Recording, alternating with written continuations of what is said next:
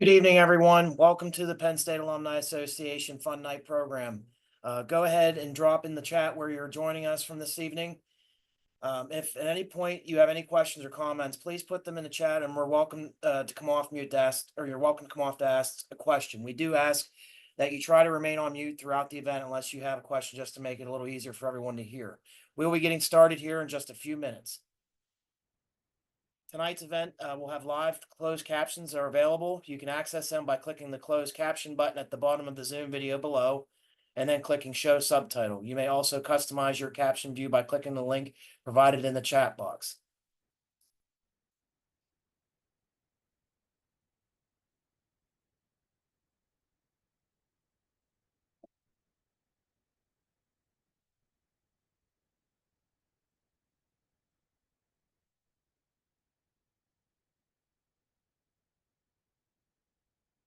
Be sure to tag us on Facebook at Penn State Alumni Association, Twitter at Penn State Alums, or Instagram at Penn State Alums with a picture of your charcuterie board from tonight.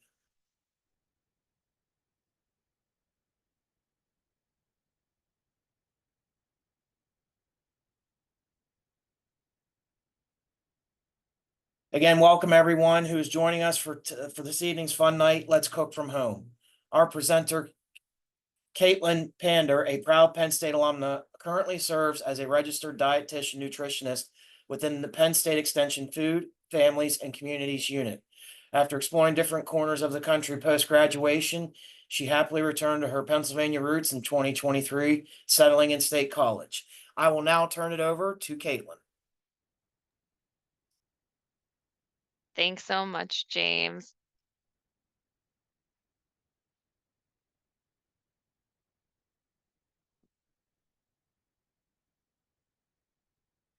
Let me pull this up. Awesome. So thanks, guys, for joining us today. Today we are going to be doing a Let's Cook at Home charcuterie board with Penn State Extension. This webinar is being recorded. So you'll see your Zoom chat box. We'll be asking you guys to participate in some chats, share with us reasons why you're here. There's also the Q&A where you can ask questions anonymously, and we will answer them at the end of the webinar. Also during the demonstration, if you have questions, we can take them then and answer them while we are working in the kitchen.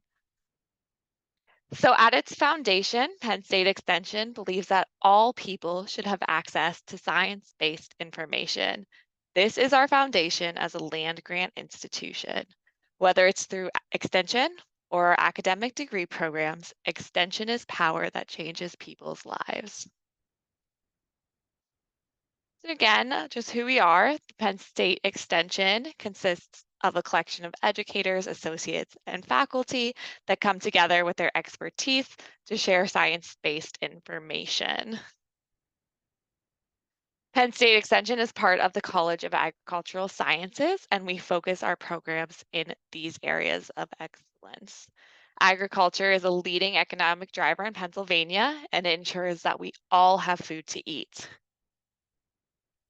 We are able to fulfill our mission through federal, state, and local funding.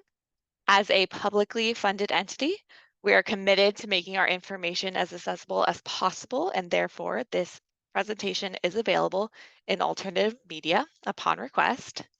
Additionally, we may mention specific brands or retailers as examples, or you may see some during our cooking demo. We are in no way endorsing one vendor or brand over another. It's simply for illustrative purposes.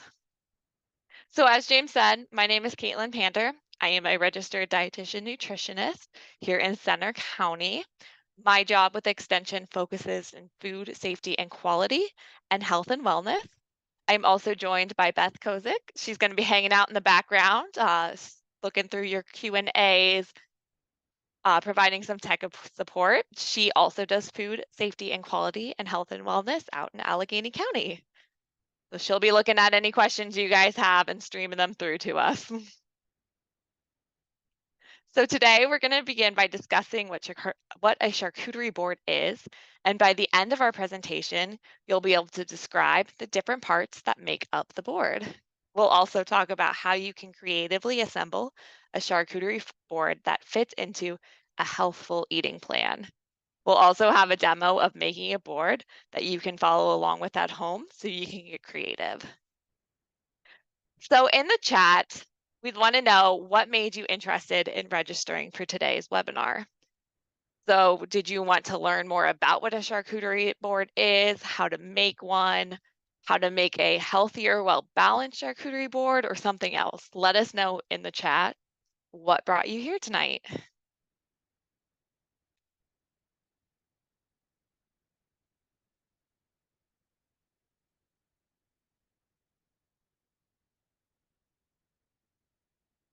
Anyone want to share? Not sure, but I sure love to eat. Yes. Display techniques. Awesome. Healthier choices. Amazing. We're going to go over a lot of those and how you can make a nice healthy board.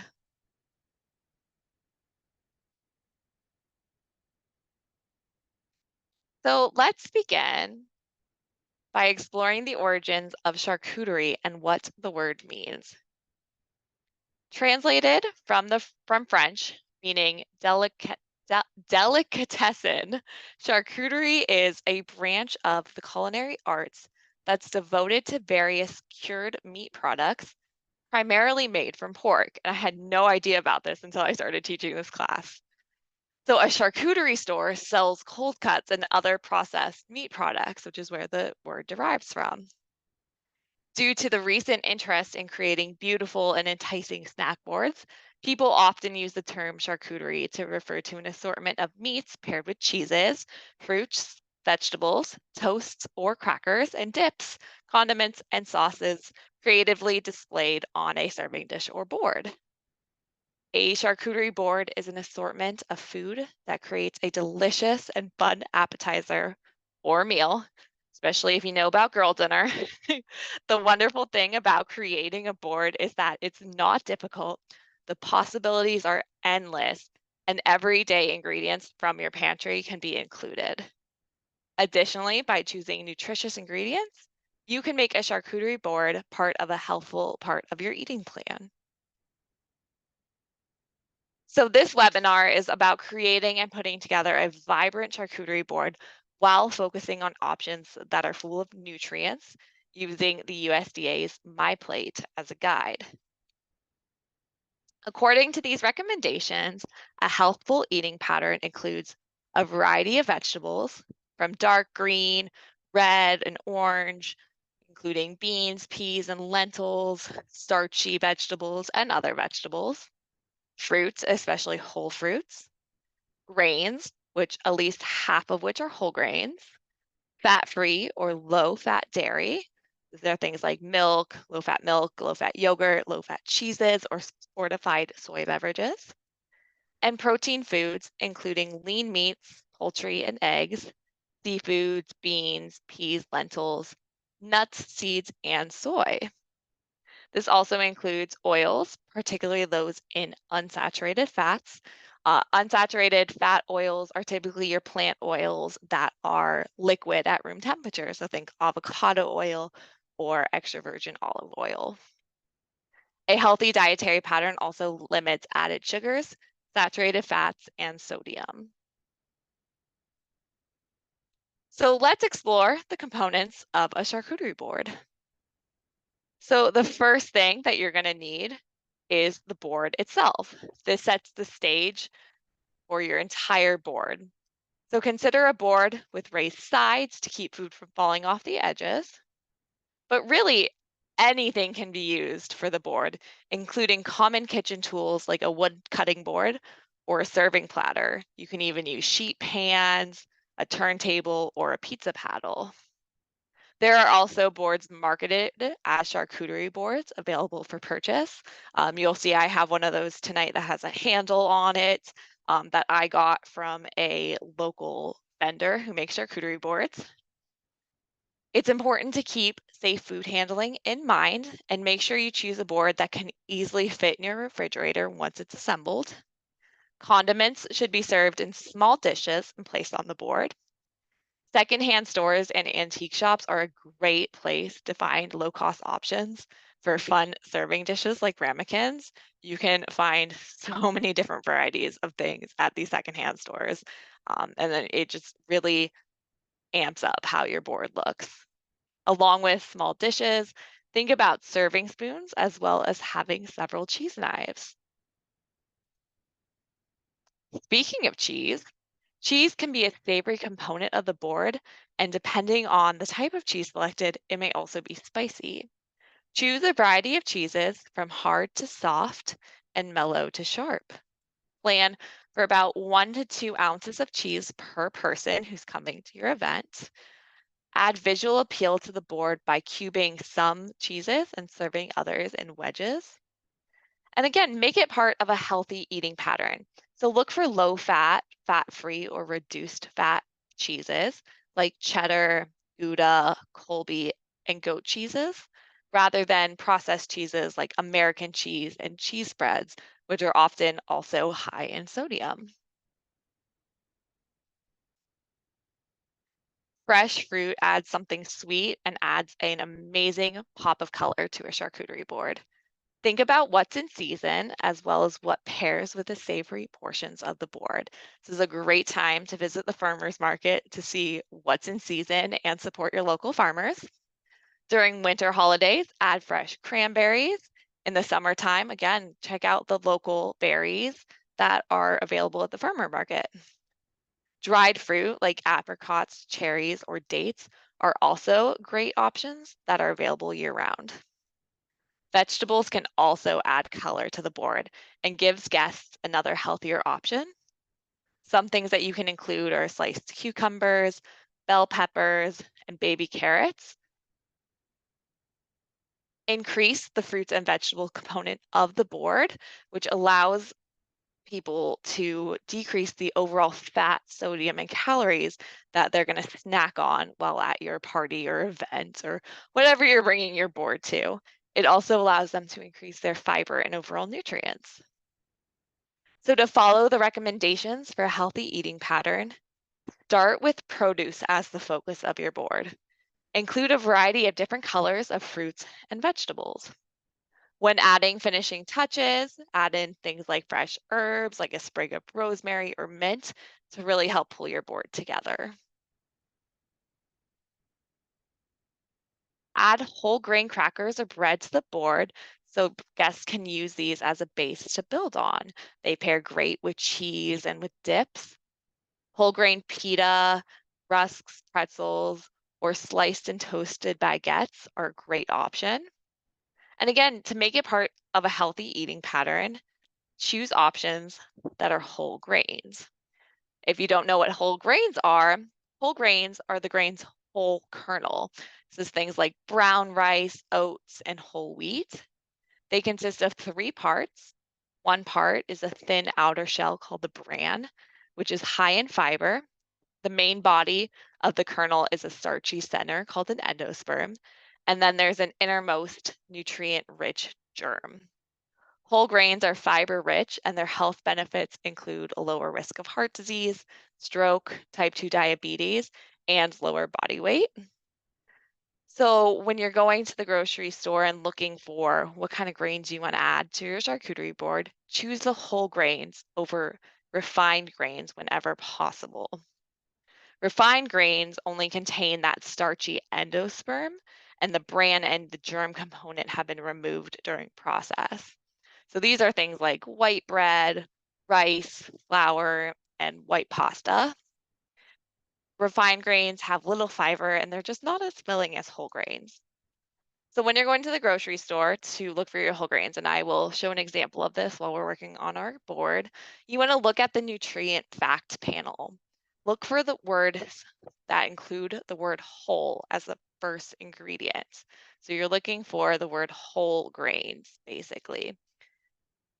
Be aware of things such as cracked wheat, multigrain, or stone grain, along with refined. Those are not the kind of grains that we want. I found it really interesting. I went to Trader Joe's when I was gathering ingredients, and none of their crackers were whole grain as the first ingredient. So even if you think you're going somewhere where you're getting really good products, always read your labels. Condiments are a great pairing for anything on your board. These can include jams, jellies, preserves, mustards, dips, dill or sweet pickles, olives, tzatziki, hummus. The list can go on and on. When you're choosing your condiments, select flavors from sweet to spicy that would pair well with the cheese, proteins, fruits, vegetables, and whole grains on your board. Consider making creative homemade dips, spreads, sauces, and other condiments to wow your guests. Many condiments can be high in sodium and sugar, so that's another reason why making your own is such a great choice. You're not choosing prepackaged items with high salt in them. You can instead choose the prepackaged items with little or no salt or no added sugar. Or, like with your cheeses, you can use low fat or fat free options. Making your own sauces and dips at home allows you to really control the ingredients that you're using. And that way, you know that you have overall healthier options on your board. And tonight, we're going to be making two different kinds of dips, and you'll see how we make those a little healthier than what you might find at the store itself. Protein options provide another savory component to your board. Think of meat as a garnish, though, rather than the focus of the board. Add a variety of flavors depending on the availability at the local grocery store. To make a healthful charcuterie board, shift the focus of the board away from red and processed meats high in saturated fats, and instead choose lean meats, poultry, seafood, and eggs. Roasted turkey, rotisserie chicken, shrimp, tuna salad, and sliced hard-boiled eggs are some examples.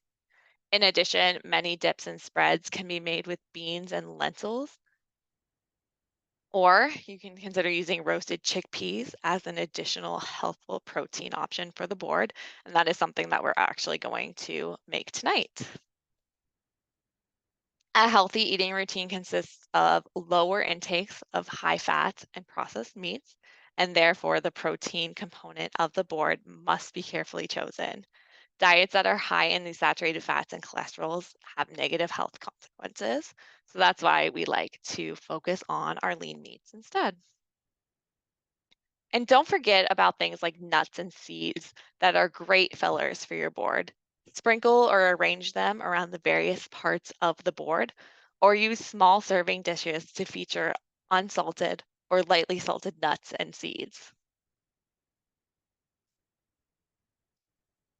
To really wow the crowd, create a themed board. Anything from a cuisine themed board to a pancake breakfast board, which I am dying to make someday. You can even do seasonally inspired boards. I've seen people do 4th of July themed boards where they recreate an American flag with their charcuterie.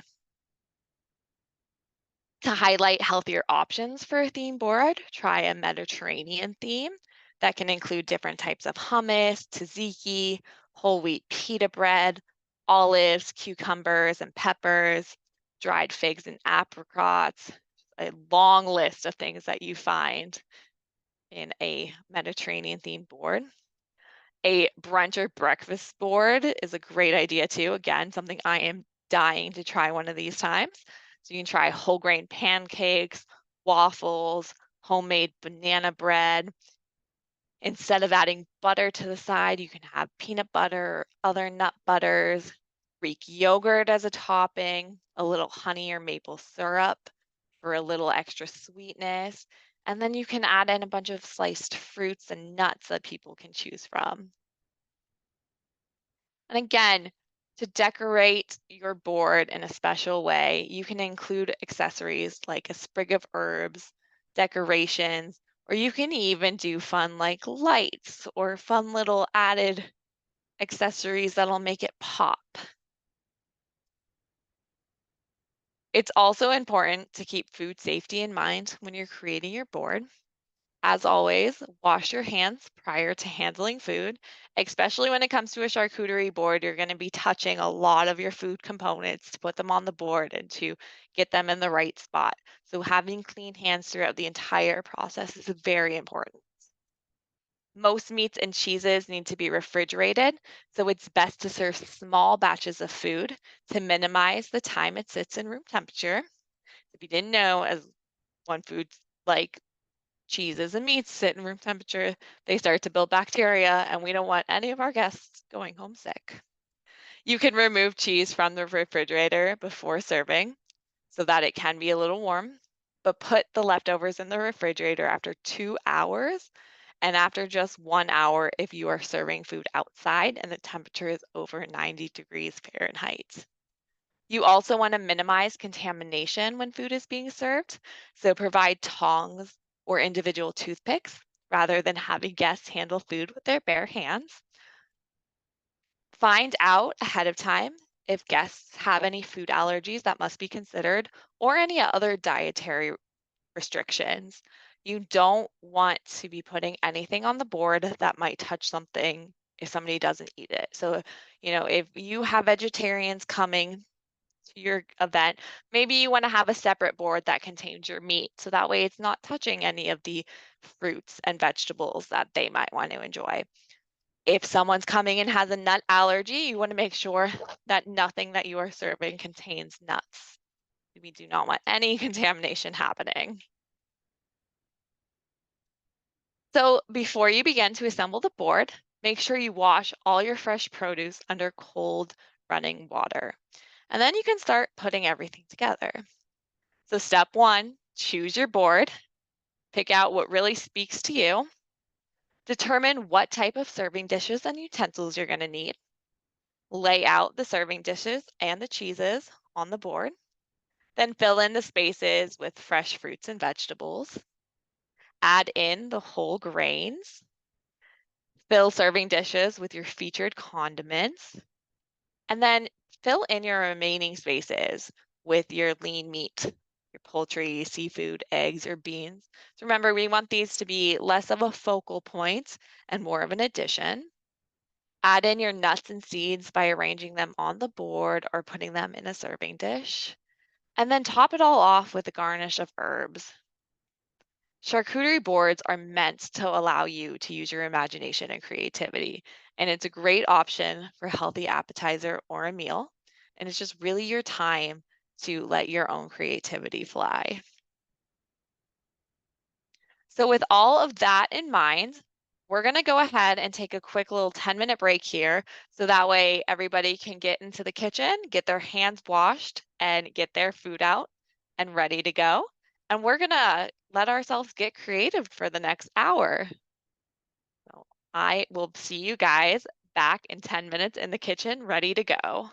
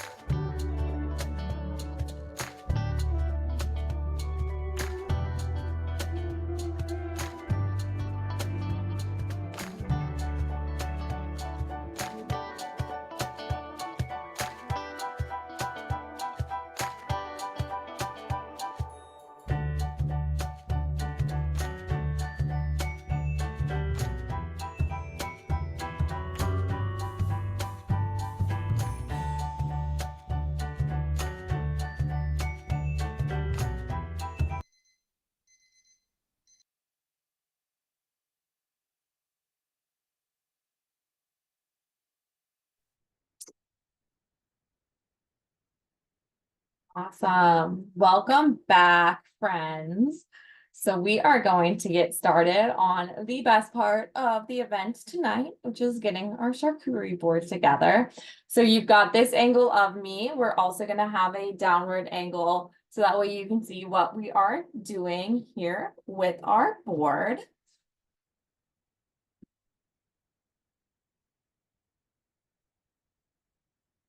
So you'll see I've got my cutting board for working on.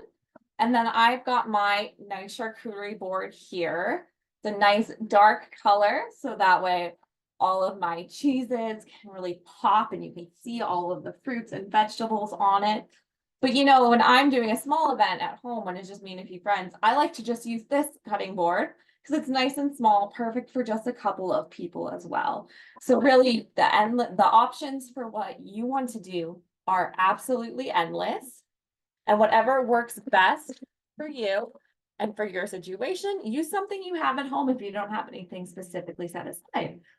But that in mind, the first thing that we're going to start with is roasted chickpeas. So I already set my oven to 350 degrees. So that way we can get these chickpeas in the oven before class ends today and get them all roasted up. And then I just have 1 can of chickpeas that I already rinsed out and drained and rinsed them. So that way they're nice and ready to go. And then I'm just going to do a little spray of non-cooking or non-stick spray on them. Give them a little stir to coat with that oil. If you were going to fall out, it's okay. And do that a couple of times. And then the really great thing about roasted chickpeas is that there's no one way to do this. You can flavor these however you want. So I have a little mix already set here that's a little bit of garlic, some cumin, some chili, and some red pepper flakes for a little bit of a kick. And I'm just going to spread that on here and give it a nice stir to coat the chickpeas.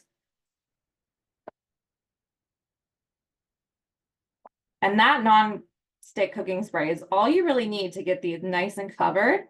And then I'm just going to spread them out on my baking tray and get these in the oven while we work on the rest of our board.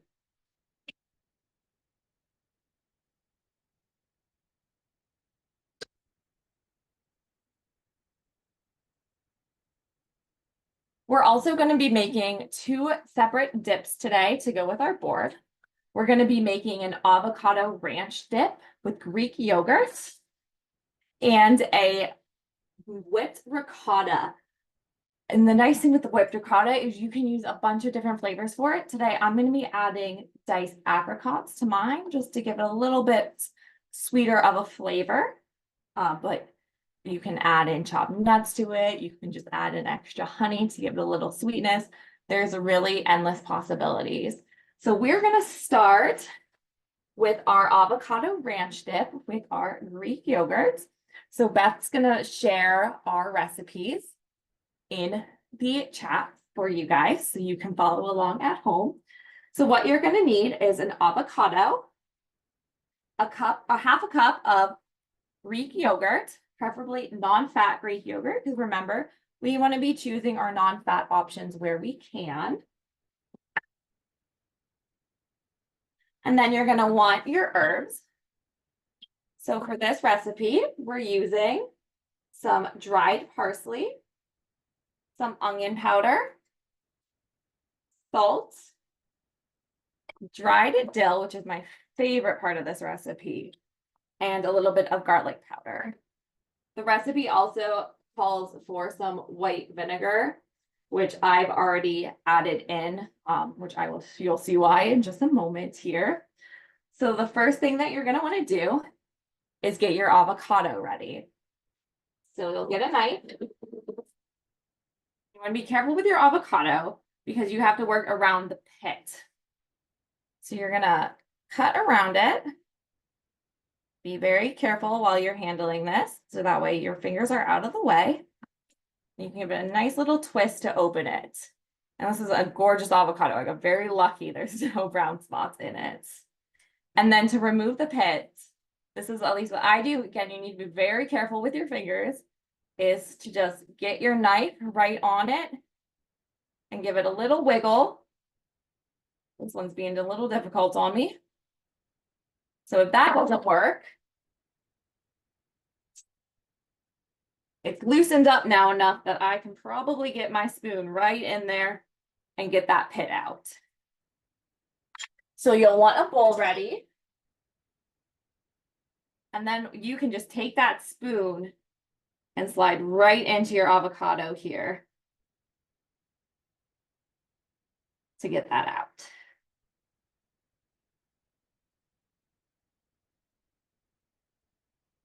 So it's not quite as ripe as the other one I had today. There we go. So that's how you're gonna get your avocado out. Then I would add your 1 1/4 teaspoons of vinegar right to this. So that way you can either mash it or the recipe calls for a food processor. And so you've got your avocado here. You're gonna wanna mash that up however is easiest for you. To save your poor ears from my really loud food processor, I already processed up my avocado here. Along with, like I said, that actually did the 3 tablespoons of non-fat milk. So I used skim milk and my white vinegar in that. And I went ahead and mixed that all up. So that way you wouldn't have to listen to my very loud and obnoxious food processor. So I'm just going to take my avocado mix. Again, that's my whole avocado, my 3 tablespoons of non-fat milk, and my 1 1/4 teaspoon of white vinegar. And I'm going to add in my 1/2 cup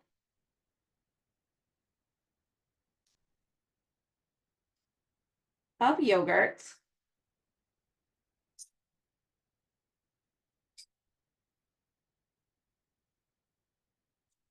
And then my spices. So we're going to start with the parsley, the onion powder. Mine have been sitting in here for a minute, so I'm going to loosen them up here.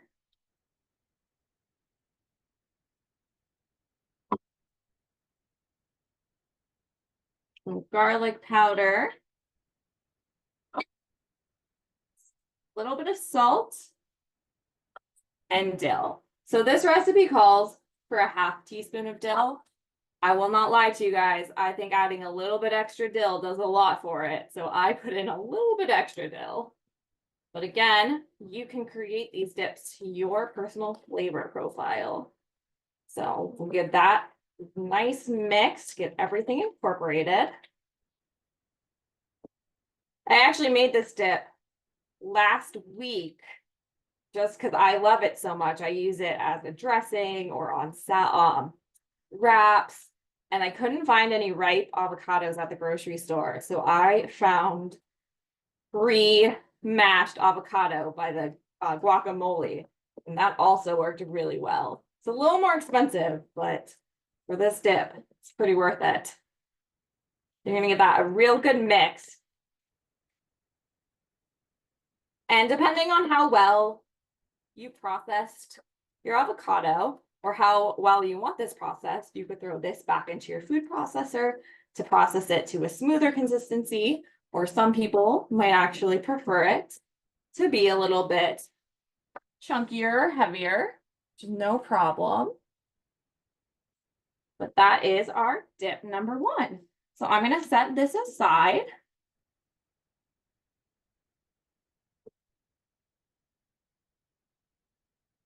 And our second dip that we're going to make is our whipped ricotta.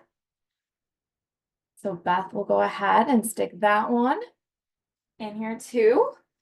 And this one's going to start with some ricotta cheese, which I know it might not be everybody's favorite thing in the world, but trust me, if you give it a chance and you flavor it just right, it can go a long way. So we're gonna start out with 16 ounces of ricotta cheese.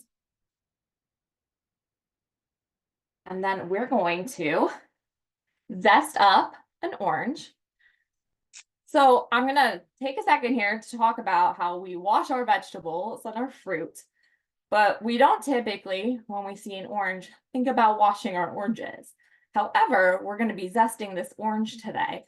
So we're gonna wanna actually make sure that we take a second to wash the outside of it so we get anything that's been sitting on the outside, any germs, any pathogens off of the exterior. So I use a little brush like this to clean my vegetables. Just run it under cold water and give it a really, really gentle scrub. So the orange, you can be a little bit more vigorous if you need to be to get in those greens, but that just makes sure that our orange is nice and clean. And we're going to use 1 to 2 tablespoons of orange zest in this.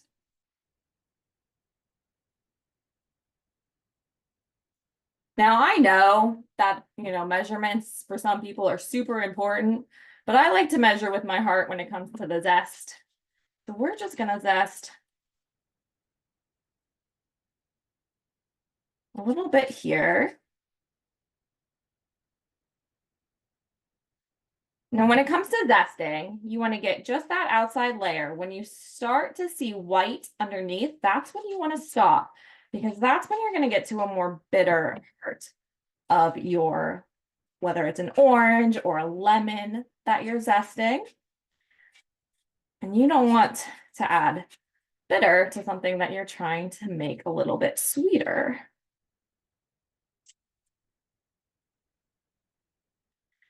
Orange zest is great, or any zest of any citrus is really great because it gives it a very intense depth of flavor that you really can't get when you just add the juice. That looks to be pretty close to what we need.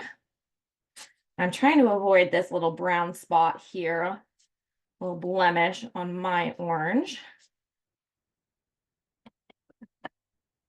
Perfect.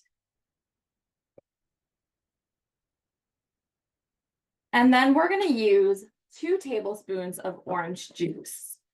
Now, it's not an exact science, but about half of your orange is going to give you that 2 tablespoons.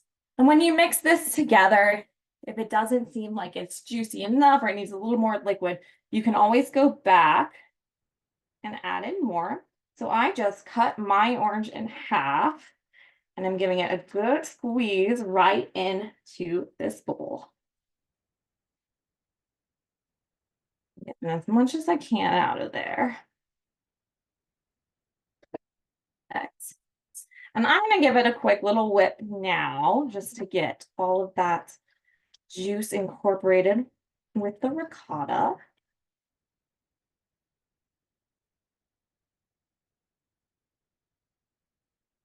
Comes together super easy.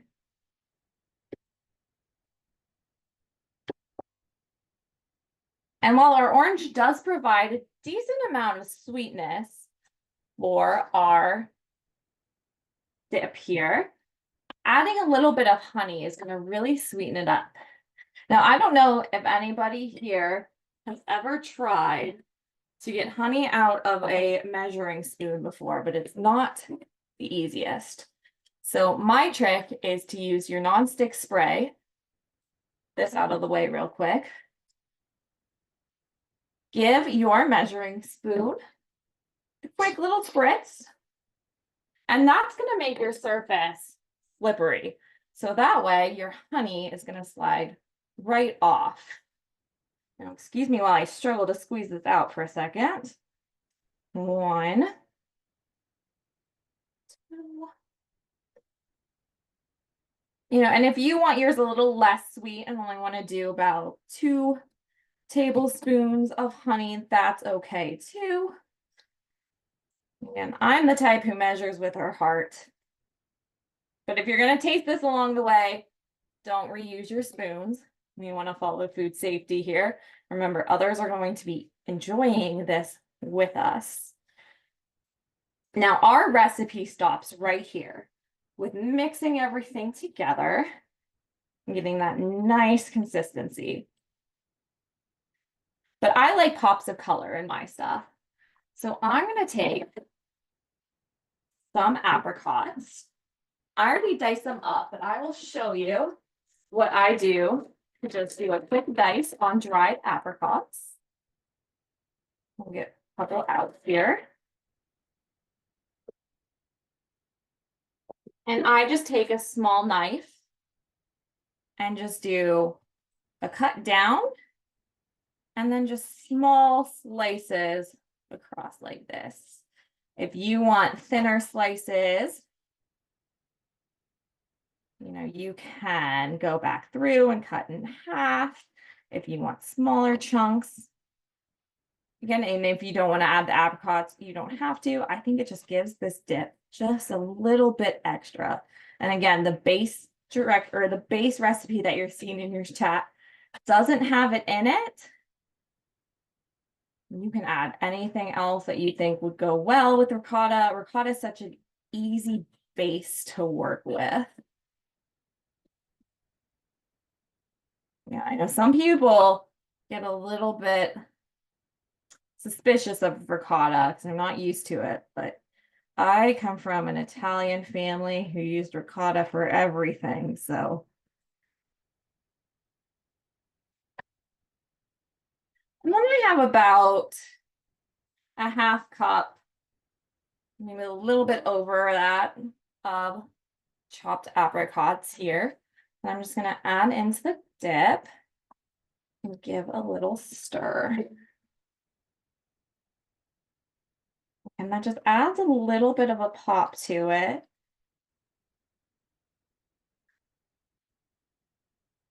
And that is our second dip. So you see how easy it is and how quick it is to make your own little dips at home. They're nice and simple and are going to taste so, so good on your charcuterie boards. So the next thing that we're going to do is our cheeses. So I got 2 types of cheeses for our board today.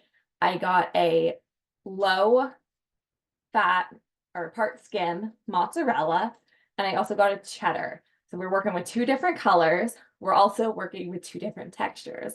So cheddar is a hard cheese and mozzarella is a soft cheese. So what's the difference besides the fact that when you touch mozzarella, it definitely feels softer than cheddar? Well, now it's just went out on me. Well, a soft cheese has a higher moisture content to it, and it's aged for less time than a hard cheese, which has less moisture in it, thus why it has a different consistency, but a hard cheese is aged for longer. So I'm going to wipe down my board. I am switching tasks here. Oh, I can smell those chickpeas starting to roast already. It smells delicious. Now I am going to get my cheese out. And when it comes to the cheddar, I'm just going to do cubes of this one. So this is a great time to talk about knife safety. So when you're holding your knives, you want to always make sure that your fingers are away from the blade. You can anchor your hand right on either side of the knife, so that way you could use a correct motion. And you want to rock your blade, so from the front to the end. And then keep your hands out of the way. You need a little help, you can touch the very edge of it. And we're just going to cube up. You can do different sized cubes. I think that these slices were a little bit too small for cubes, so.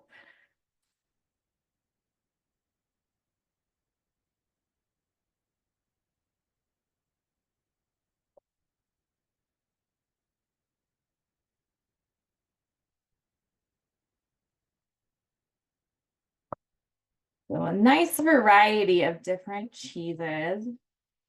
for your guests.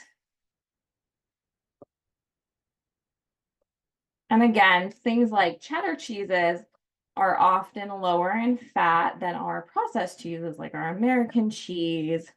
So that's why we want to choose these types of cheeses. And then mozzarella comes in different types. You've got part skim, you can have whole milk mozzarella. So I went with the part skim because that means it is lower in fat as well.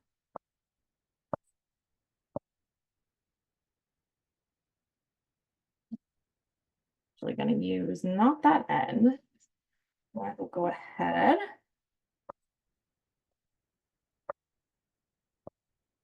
And we'll start with that. And if I want to cut up a little bit more of that, I will. And the mozzarella, because it comes in a more like a wheel, is great for slices. This end with it. Really great if you want to do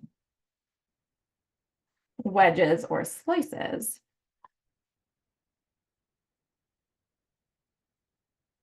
And I come from an Italian household, so mozzarella is a staple for us.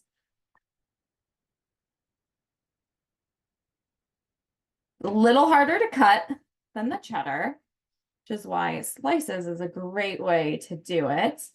So that way, if you struggle,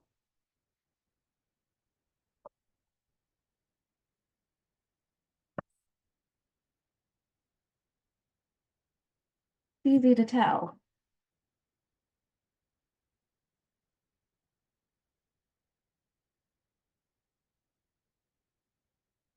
So I am going to come over to our board here and give it a quick wipe down. We are going to start just assembling some cheese on here.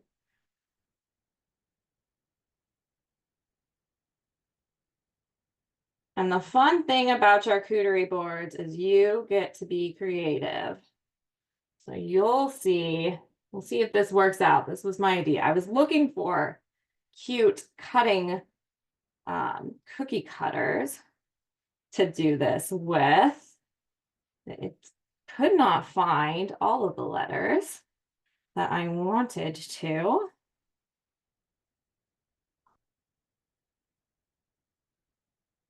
Let's get our Penn State pride in today. And give a little shout out to PSU. And then we can work our board around this. Move it around if we need to get some extra room.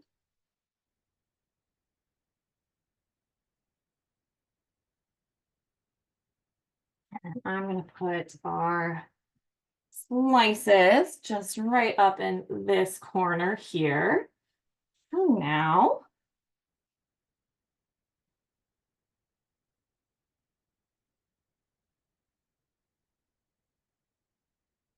and while you're making your board, don't feel like you're stuck in any single placement. If you want to move something around as you are putting your board together, you are absolutely able to. With a little bit more height,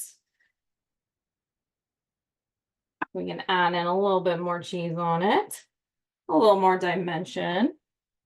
Again, the possibilities are completely endless for whatever you want to do and whatever is speaking to you. Again, 4th of July is coming up. You could do a red, white, and blue board. We've got Memorial Day right around the corner. I was joking that I should have done a charcuterie board for the eclipse and found ways to kind of make like an eclipse going on. There were so many eclipse parties happening. So really, there are a million things that you can do with your charcuterie boards.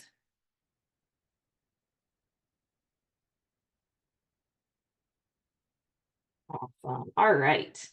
So that's our cheese components. Again, I might move those around as we get going here. The next important thing for our board is our fruits and our vegetables. You know, that's what we really want to focus on. So this is another time to use your favorite. If you know what your guests' favorite fruits and vegetables are, it's a great time to grab those. As far as fruits goes, I kept it pretty simple.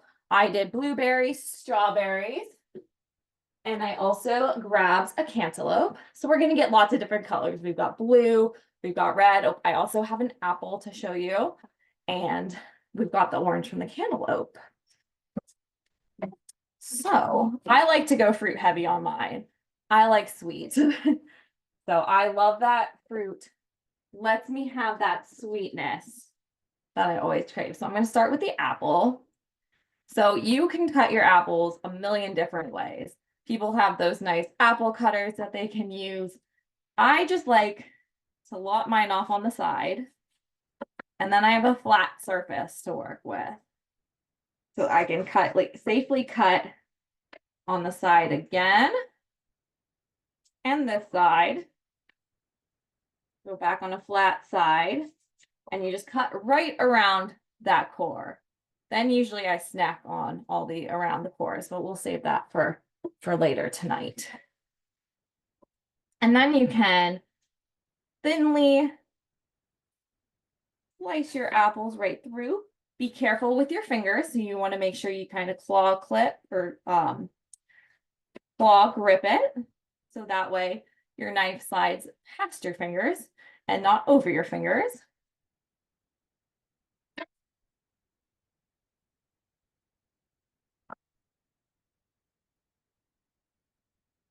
I used to cut. My roommate in college would make me apple crisp all the time. But her thing was, I'll only do it if you peel and cut the apples. So this was the best way that I learned to cut apples in bulk when I was in college. Because trust me, I was not going to miss out on apple crisp from her whenever she was willing to make it. So once you have your apples, I like to kind of arrange mine in little leaves that can go throughout the board. You can also do them in stacks if you prefer.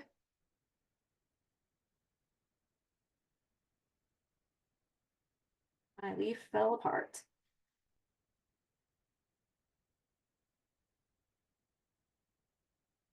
I like to intermix my colors, so I'm making sure that I'm putting the white of the apple next to areas where there's yellow, so that way I'm not putting white on white, and we're getting some color variations.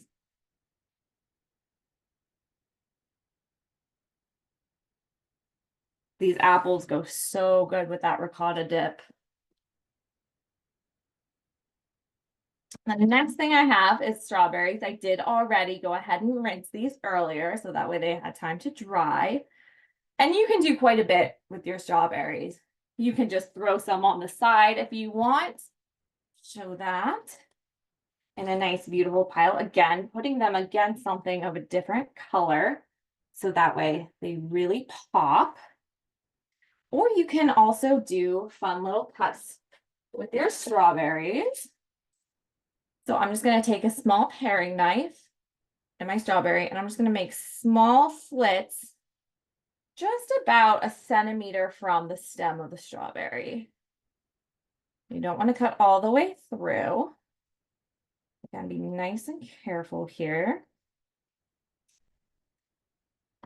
Once you have all of your slits, you can very gently fan out your strawberry into a nice little fan.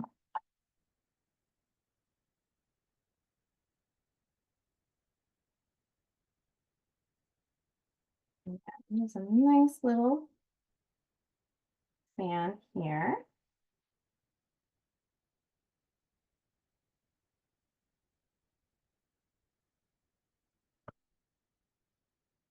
that one fanned out a little bit. I cut a little bit too far on that one, but my favorite way to impress people with cut strawberries. Super easy, but it looks so nice on a board.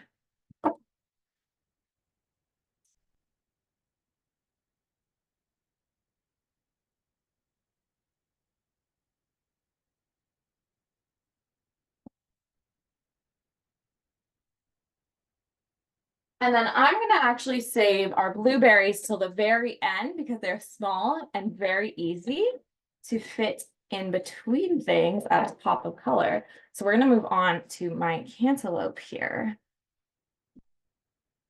And my suggestion for cutting cantaloupe is to cut off one of the ends first.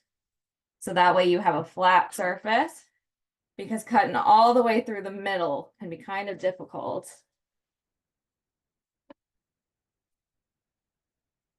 And what you're going to be left with is all of the seedy inside that you're going to want to just take a spoon and you're just going to scoop through that inside. And this is a very nice ripe cantaloupe, so it's going to scoop very easily for me.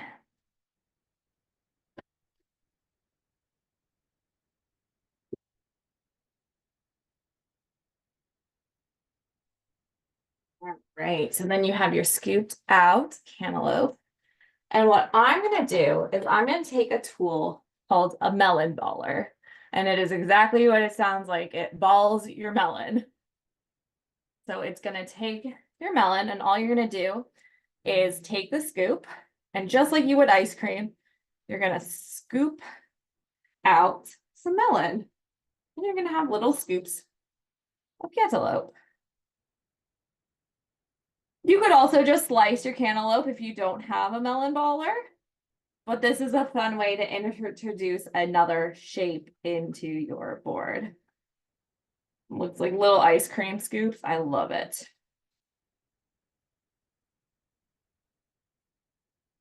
This would be great. Then you can have little individualized toothpicks on them, or a nice little tiny serving fork for people to grab them. I'm just gonna a handful of slices and or balls in here. And it also comes in different shapes. So if you want, mine does at least, you can do some bigger. So you have a variety of different shapes.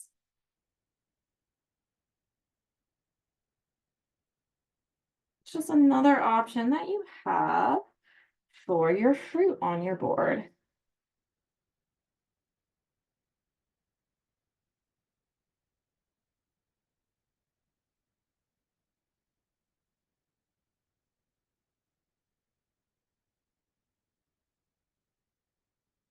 Right here.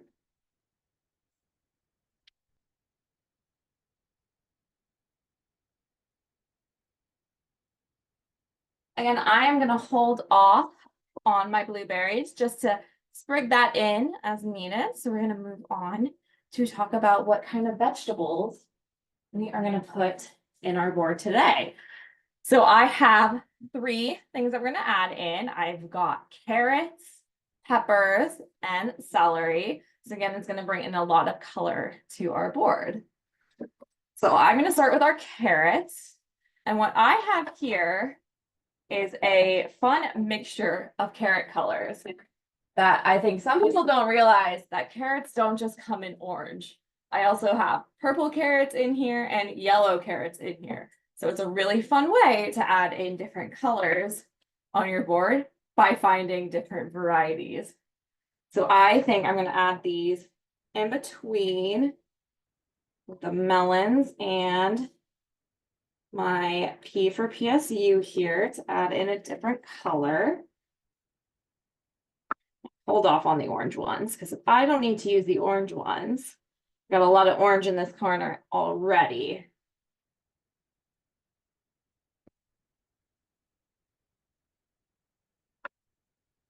I also have celery here, so nice green celery. I'm gonna wash this well because it looks a little bit bruised up here. Going to give that a really good rinse. And you see the parts of the celery that really need cut off. So I am going to center those on my board, and I'm going to chop these ends off. And then I'm going to make these into just smaller slices that are easier to handle and eat. Really, whatever you think please your guests. I personally just like mine cut in half and a half.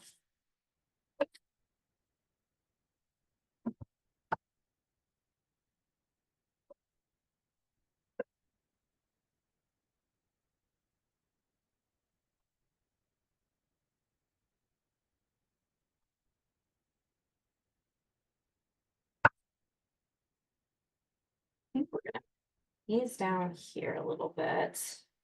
So I also have to keep room for my dip in here.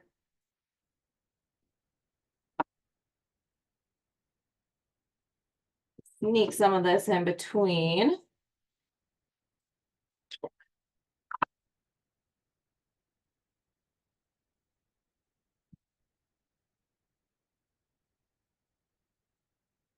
And then after we put our dips on the board too, we can fill in with all of our little extras that we have. And then the last vegetable I have is small little lunchbox peppers.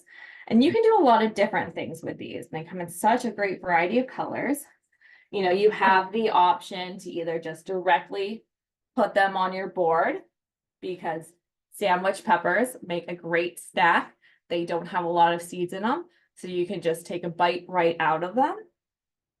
Or if you need a little bit more room on your board, you can cut them into slices. So I'm gonna cut off the tops and the bottoms of mine. This is just how I like to cut them, and cut them in half.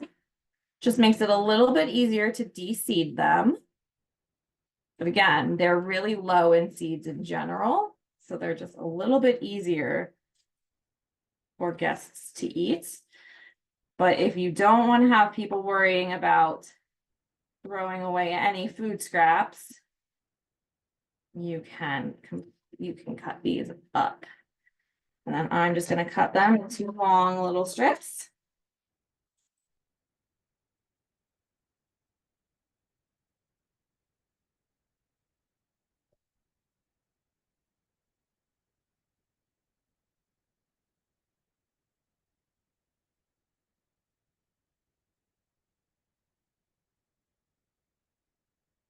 Those seeds out. Again, these are great because they come in such a variety of colors and shapes, so they can really add to your board. I need to get some orange in here too.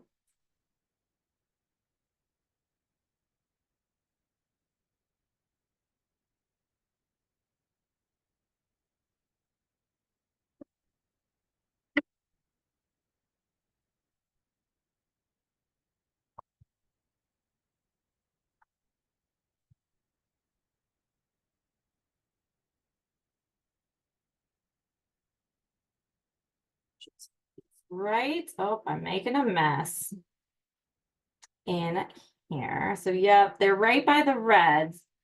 That's why we've got this orangish yellow to offset it as well.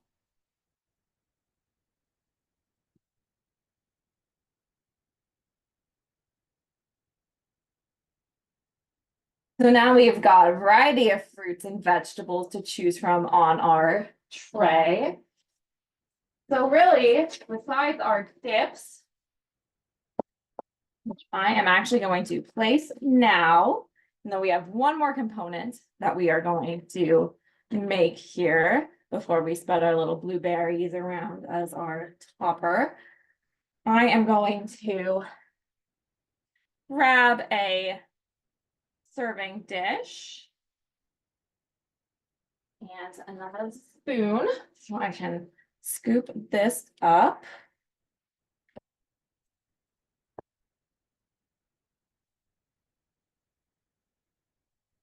I'm a big mess with it. And I'm gonna stick this, I think, right. Yes, right up here. And I'm actually gonna take a slightly smaller one for my avocado dip because I should have done that for this one. I think that these actually fit about the same amount. It's just different shapes. So like that. And we'll place that one right over there. Actually, I think that that will go really well there. And maybe I'll put this one over here in this corner. I like that green to really pop out there. So actually I lied, we have two more components. I forgot to mention our crackers. So I have two different types here. I have 100% whole grain wheat thins and Triscuits. So again, when I went to the grocery store, what I did was I checked our nutrient label on the side and I checked the ingredients for the first word being whole grain wheat. So these are 100% whole grain. They say it on the label, plus they say it in the ingredients. And these ones say whole grain wheat as well as the first ingredient. They said when I was shopping around at Trader Joe's, which is one of my favorite places to go and get things for a charcuterie board, I was very shocked by the fact that everything said refined grains on it. So we're just going to take and we're going to just spread down some of our crackers here. They fill in perfectly throughout. Now I'm purposely saving this corner for something else. So I'm just going to fill in some cracks here with our crackers. That takes my little wheat thins here right in the middle of my U. It's a little bit lost now to us, but you can still tell it says PSU.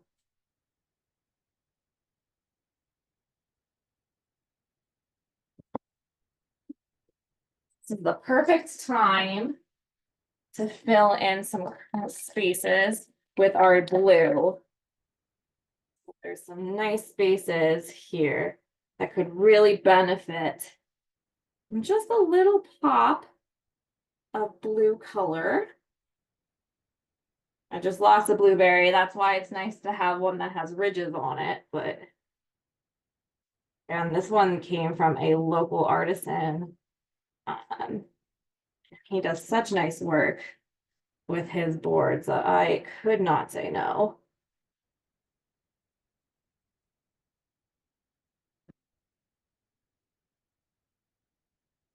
Getting that nice around that PSU does really help with that popping out too. Actually, just gonna change my mind on this. I like the idea of it in between.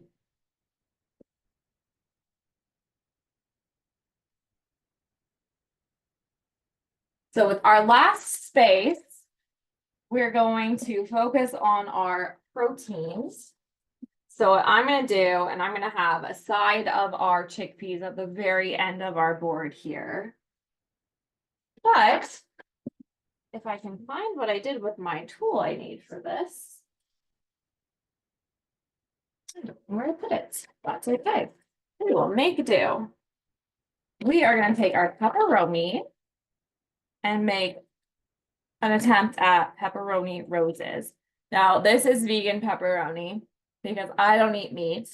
I would highly suggest if you're going to use pepperoni to use a turkey pepperoni because it's a leaner meat than your regular pepperoni is. So it is a healthier option for you. But what we're gonna do is we're gonna take a glass of some sort. They suggest a shot glass. Somewhere along here I have missed, there it is. I do have my shot glass. Fun fact, this one says caution biohazard. This is a shot glass fitting for tonight because we sold these when I was a student at Penn State Barron with the biology club. So it's a little shout out to my time at Penn State. So you're gonna take your shot glass, and the secret to making a pepperoni rose is halves. So you're going to fold your pepperoni in half over your shot glass. Now mine's a little bit thicker because it's not real pepperoni, so I got to really press down on it. And then you're going to overlap halfway over that pepperoni and press down. Then you're going to overlap over half of that one. Set it down here so that way I can get a little bit more.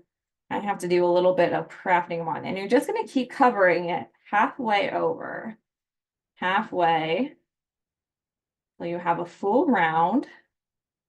You're just going to keep going. So then you're going to take your next one over half, and you're just going to keep building on that.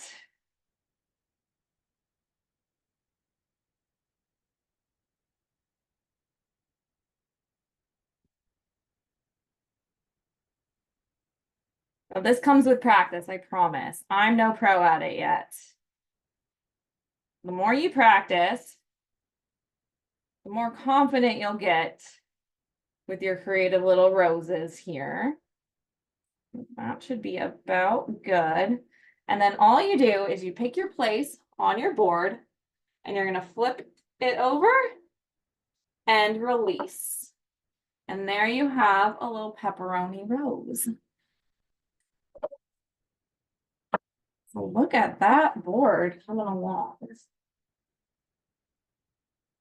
So really the last thing that we're missing from our board here is our chickpeas. So I'm going to pull those out of the oven, see how they're doing. And I've got just a perfect spot for them left on my board. Oops. Delicious and roasted. So you'll hear maybe that they have a nice crunch hardness to them. So that's what your roasted, there you go. That's what your roasted chickpeas are going to sound like. So I'm just going to take and fill this container real quick with mine.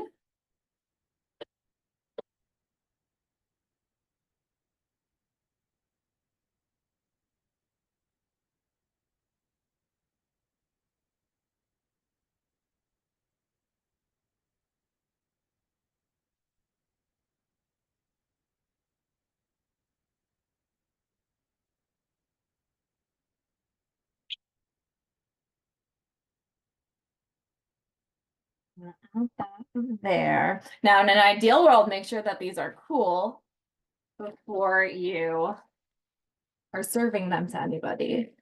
But with our completed board kind of here, we are going. I'm just going to add a couple sprigs of things. So I'm just going to put a couple of apricots on the top of that to give it a little bit color. I'm going to fill in some nuts and apricots in here as well, just to fill in a couple of places. Again, this is a great time if you've got a sprig of rosemary to add in a sprig of rosemary. I'm just sprinkling in a couple of nuts to give a little bit of an offset of color here. I'm using pecans. You can use anything that you've got at home.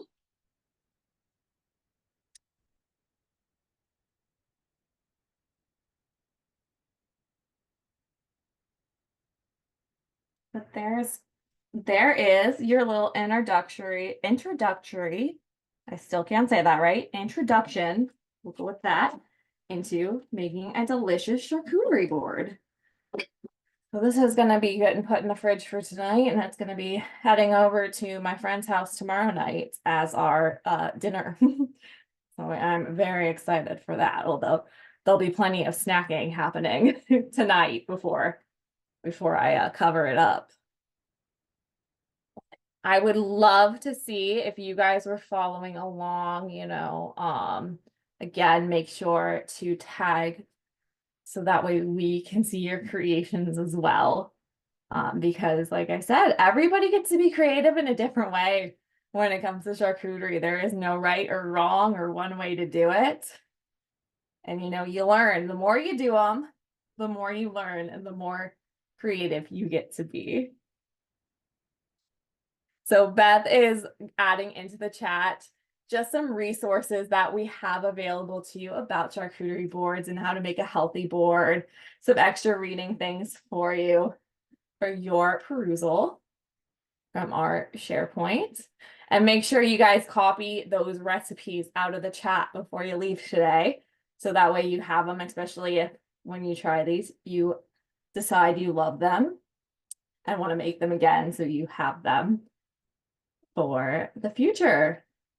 But I hope you guys had so much fun tonight making your boards. I certainly did. Cannot wait to get to eat all of this delicious food. Thank you guys again so much for being here with us. Thank you, Kaitlin. And if anyone has any questions, please feel free to drop them in the chat. If not, then I will go ahead and I'll put Kaitlin's email. You are more than welcome to email her with any follow-up questions. Yes, and I'm actually going to also put in the chat here before I forget, for those of you who are still with us, just a little survey to ask you guys to fill out. Whoops, I need to share that with everybody. Just a little survey. We can email it out to participants too, to fill out. But yes, if you have any questions or just share your photos with me, I would love to see them. So email them to me.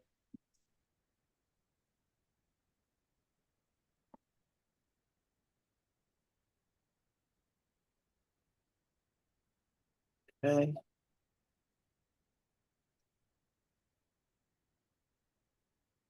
Well, I don't believe we doesn't seem like we have any other questions.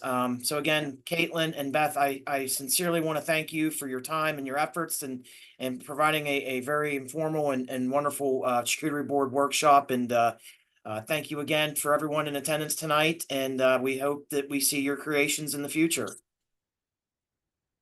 Thanks so much, everyone. Have a good night.